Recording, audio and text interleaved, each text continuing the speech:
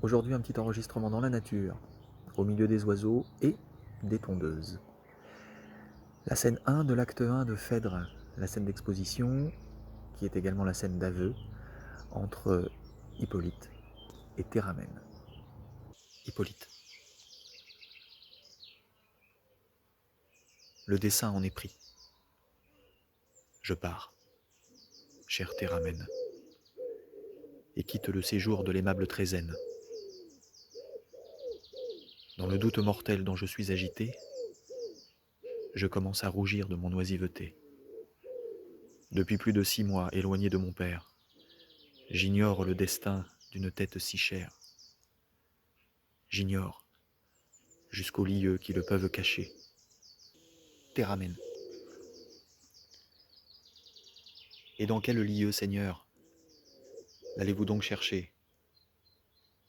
Déjà, pour satisfaire à votre juste crainte, j'ai couru les 2 mers que sépare Corinthe.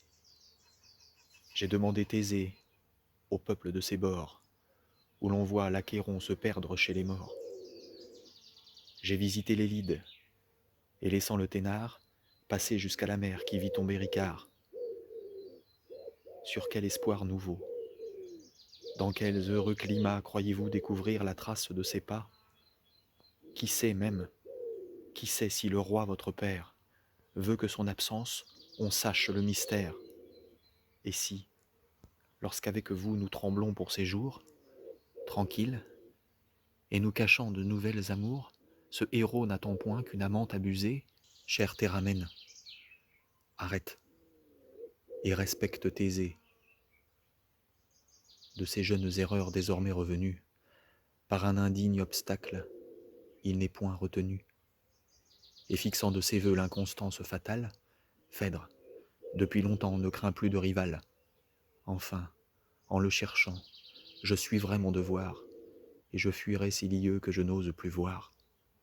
Et depuis quand, Seigneur, craignez-vous la présence de ces paisibles lieux si chers à votre enfance, et dont je vous ai vu préférer le séjour au tumulte pompeux d'Athènes et de la cour?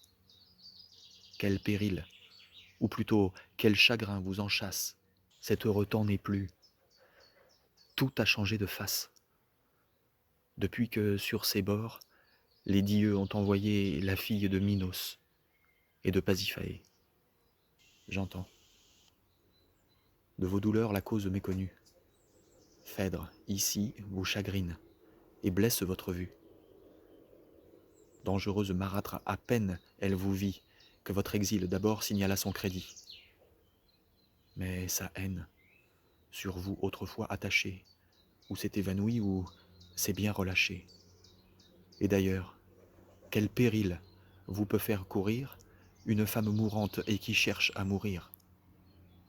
Phèdre, atteinte d'un mal qu'elle s'obstine à taire, lasse, enfin, d'elle-même et du jour qui l'éclaire, peut-elle contre vous former quelque dessein? Sa vaine inimitié n'est pas ce que je crains.